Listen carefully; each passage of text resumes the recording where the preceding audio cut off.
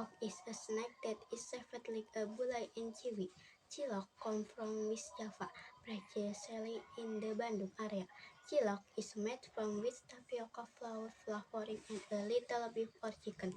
The way to make cilok is to mix the ingredients and add enough water, then stir until evenly distributed. If the shape of the cilok has become round, if you have prepared the water in a pan and heat in until it boils. If it has boiled, put the cilok in a pan, fill it with water, and wait about 30 minutes until uncooked. The cilok is ready to be served and